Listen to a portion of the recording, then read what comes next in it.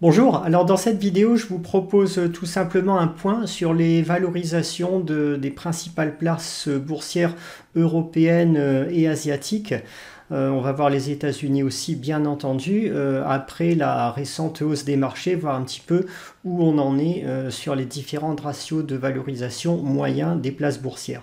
Alors je vous explique comment je procède, c'est pas tout à fait ce que vous allez trouver classiquement sur les sites internet qui vous proposent des PER par marché. Ces sites internet, ils se basent souvent sur l'indice MSCI des différents pays. Donc cet indice il va prendre en compte les plus grosses capitalisations, mais pas les small et mid cap.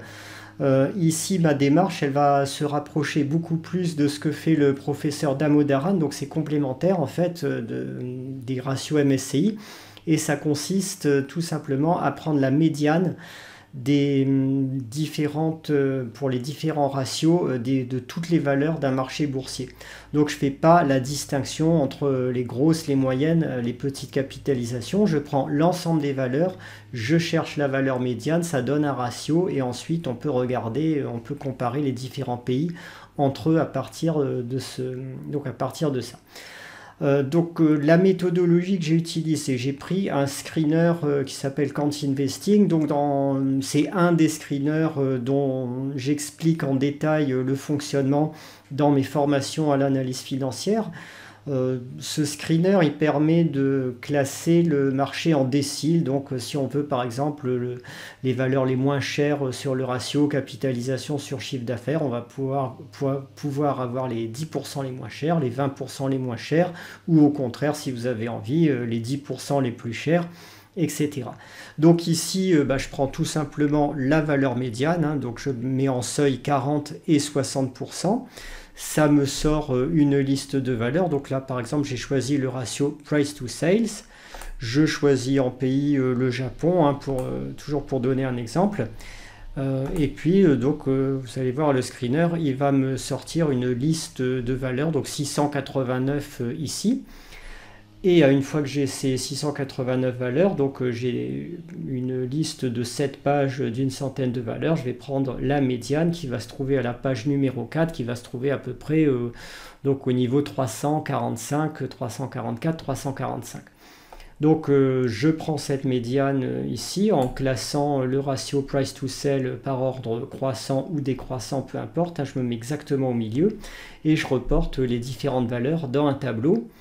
Donc je vais vous présenter tout de suite ce que ça a donné. Donc j'ai mis en pays les USA, l'Allemagne, la France, l'Italie, l'Espagne, principaux pays d'Europe, la Pologne parce que je vous en ai beaucoup parlé, le Japon, Singapour, Hong Kong, la Corée du Sud pour les places asiatiques, et la Grèce et le Royaume-Uni, parce que la Grèce est intéressante en ce moment, et le Royaume-Uni parce que c'est évidemment une grosse place boursière mondiale.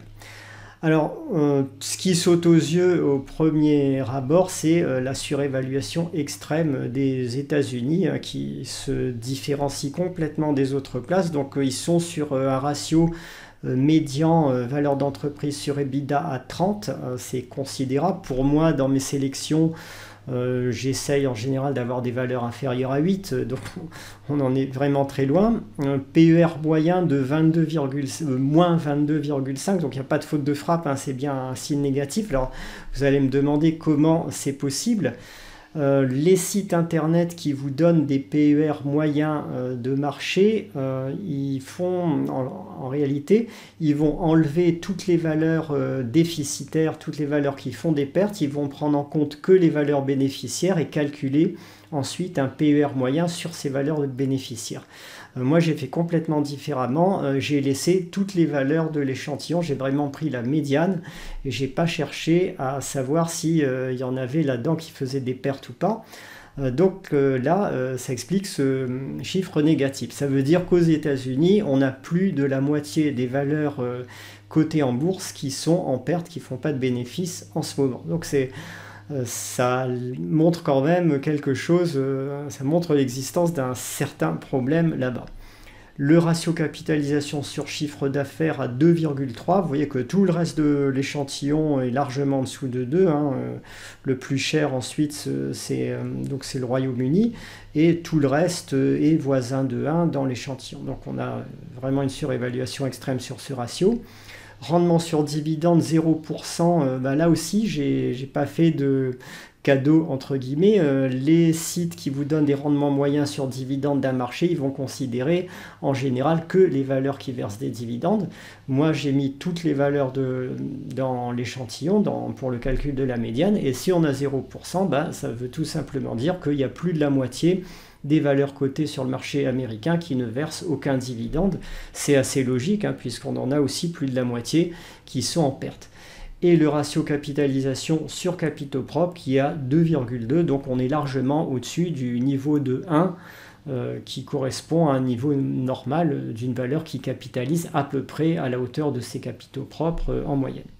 Donc voilà pour les États-Unis. L'Allemagne, vous voyez, on est sur des ratios valeur d'entreprise sur EBITDA 15,4, le PER médian 24,7. Donc là, tous les chiffres de la colonne PER sont beaucoup plus élevés que ce que vous avez l'habitude de voir dans les tableaux parce que, une fois de plus, j'ai mis toutes les valeurs dans l'échantillon, y compris les valeurs qui faisaient des pertes. Du coup, la médiane, elle va se trouver évidemment plus chère que la moyenne des valeurs bénéficiaires. Donc voilà, mais au moins, ça veut dire qu'en Allemagne, il y a quand même plus de la moitié des valeurs qui font des bénéfices, c'est quand même mieux que les États-Unis. Le ratio capitalisation sur chiffre d'affaires en Allemagne, tout à fait acceptable, hein, 1,1, on est dans la normale de ce qui devrait être. Il y a un petit rendement sur dividende, ça veut dire qu'il y a au moins la moitié ou plus de la moitié des valeurs allemandes qui distribuent un dividende. Bon, ce 1,1% évidemment est très bas, mais on peut en chercher avec des rendements bien plus intéressants, et un ratio capitalisation sur capitaux propres un peu élevé, 1,7, mais quand même moins que les USA. La France, elle est à peu près au niveau de l'Allemagne, hein, vous voyez, donc un peu plus cher en ratio valeur d'entreprise sur EBITDA et en PER, un petit peu moins cher pour le ratio capitalisation sur chiffre d'affaires et capitalisation sur capitaux propres. On ne verse pas beaucoup de dividendes sur le marché français puisque là aussi il y a plus de la moitié des valeurs qui ne versent pas de dividendes en France, mais on en trouve quand même, on trouve d'excellentes valeurs de rendement en France, hein, j'en propose régulièrement dans le cadre de ma lettre dividendes et rendement par exemple. Il y a des foncières et d'autres valeurs. Pour l'Espagne et l'Italie, vous voyez qu'on est un petit peu moins cher que l'Allemagne et la France en termes de ratio valeur d'entreprise sur EBITDA, à peu près pareil pour le ratio capitalisation sur chiffre d'affaires, et par contre ratio capitalisation sur capitaux propres un petit peu élevé, hein, qui est proche de 2, donc là c'est quand même relativement excessif, peu de dividendes versés sur ces pays. La Pologne, je vous en ai parlé, donc ça se confirme, hein, on est beaucoup moins cher que les marchés précédents. On a un ratio valeur d'entreprise sur EBITDA médian à 9,5, un PER médian à 16. Alors inutile de vous dire qu'on a une flopée de valeurs sur le marché polonais qui ont des PER largement inférieurs à 10 en ce moment et qui sont en excellente santé financière. Donc tout ça, ça se trouve avec des screeners, hein, j'en propose régulièrement dans les lettres de suivi de marché que je propose. Rendement sur dividende, par contre, la moitié des valeurs polonaises ne versent pas de dividendes. Ça n'empêche qu'on a des rendements sur certaines valeurs en Pologne qui dépassent largement les 10%. Et en ratio capitalisation sur capitaux propres, 1,5. On est au niveau de la France, c'est un des pays les moins chers d'Europe, mais qui n'est pas spécialement bon marché sur ce ratio.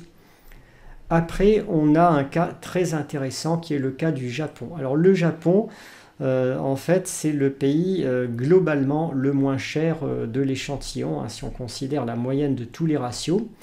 Il a un ratio médian valeur d'entreprise sur EBITDA à 8,9, un PER médian à 15,5. Donc le PER, si on enlevait les valeurs déficitaires, on serait beaucoup plus bas que ce 15,5. Un ratio capitalisation sur chiffre d'affaires particulièrement bas, 0,6 seulement, donc c'est un ratio franchement attractif. Rendement sur dividende médian à 2%. Bon, généralement, les valeurs japonaises versent assez peu de dividendes, mais sont régulières. Il y a peu de valeurs en perte. Et ça explique qu'une grande majorité de valeurs cotées versent des dividendes là-bas, même s'ils sont modestes. Et on a un ratio capitalisation sur capitaux propres à 1 seulement. Donc le Japon, en fait, il a des grosses valeurs qui sont un petit peu chères parce que la banque centrale japonaise achète régulièrement des produits indexés sur l'indice Nikkei, donc les plus grandes valeurs japonaises. Par contre, les petites valeurs ne bénéficient pas du soutien artificiel de la banque centrale japonaise. Et il y en a pas mal qui finissent par être oubliés, sur lesquels on a des opportunités. Hein. Je peux vous montrer un exemple de ce qui se passe fréquemment sur le Japon. Donc voilà, typiquement, ça c'est une valeur que je propose dans le cadre, par exemple, de la lettre anti-effondrement ou d'autres lettres ou d'autres formations. Vous voyez que c'est une valeur qui accumule des capitaux propres tangibles de façon importante. On était à 1000, un petit peu plus de 1000 yens en 2013. On a doublé 10 ans plus tard. Donc cette valeur accumule des capitaux propres. Elle verse quand même des dividendes.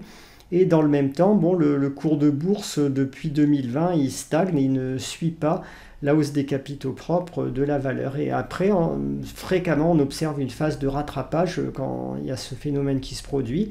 On a une consolidation horizontale sur le cours alors que les bénéfices continuent, le chiffre d'affaires, les bénéfices sont bons.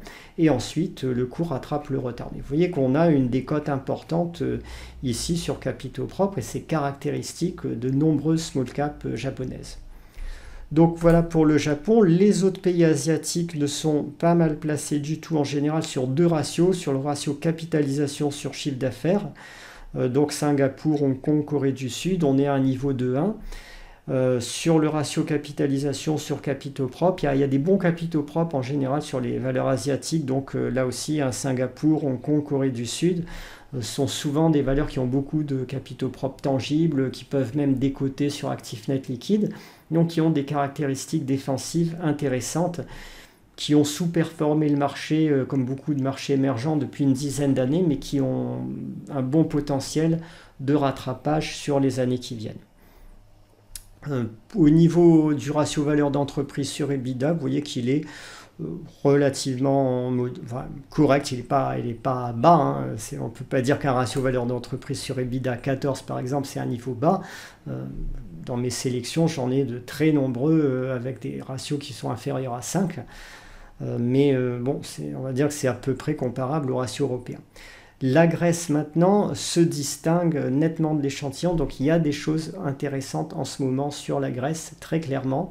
Le ratio valeur d'entreprise sur EBITDA est largement en dessous de la moyenne européenne, le PER aussi, on est sur un PER médian à 12, en sachant que là-dedans il y a des valeurs déficitaires, donc si on enlève les valeurs déficitaires, le PER des valeurs bénéficiaires, il sera probablement sensiblement inférieur à 10. Le ratio capitalisation sur chiffre d'affaires, un des plus bas de l'échantillon, hein, comme la Pologne, et un ratio capitalisation sur capitaux propres attractif également, par contre pas trop de dividendes sur la Grèce. Mais ce marché grec est intéressant. Lorsque j'ai fait le dossier bonus de la lettre PEA, j'ai trouvé plusieurs valeurs grecques qui méritaient de figurer dans cette sélection. Alors le seul problème de la Grèce, c'est que c'est un pays qui est difficile d'accès en fonction des brokers. Il y a assez peu de brokers qui proposent un accès à ce marché, ou alors ils vont juste proposer les plus grosses valeurs. Mais bon, avec DeGiro par exemple, on a un accès sur la quasi-totalité du marché grec. Et enfin, bon, la Grande-Bretagne, il n'y a rien d'extraordinaire au niveau des ratios là-bas, et c'est assez cher hein, quand même, 17,6 en valeur d'entreprise sur EBITDA, 1,7 en ratio capitalisation sur capitaux propres et capitalisation sur chiffre d'affaires. Et le PR médian, il est quand même positif, c'est moins pire que les États-Unis, mais c'est quand même très élevé. Donc voilà pour ce point sur la situation de valorisation des marchés aujourd'hui. Globalement quand même, on ne peut pas dire du tout qu'on soit dans une situation de marché sous-évalué, de marché décoté. Hein, c'est normal, on a beaucoup monté. Le marché n'a pas encore pris en compte l'arrivée prochaine d'une récession. Surtout, voilà, sauf exception. Il y a des exceptions sur les small caps américaines, hein, il y en a qui sont pas chères quand même, mais globalement, évitez le marché américain, surtout si vous devez acheter des trackers indiciels, parce que c'est le marché qui va être le plus fragile, c'est celui qui a le plus baissé en 2022 et ça devrait continuer parce qu'il y a un différentiel de valorisation vraiment considérable avec les autres marchés mondiaux. Les marchés asiatiques sont à des niveaux de valorisation globalement intéressants. Et bon, ben, comme je vous le disais jusqu'ici, hein, il y a la Pologne, la Grèce et les small mid caps japonaises qui recèlent en ce moment le plus d'opportunités d'investissement si vous souhaitez donc investir en actions une partie de votre patrimoine financier.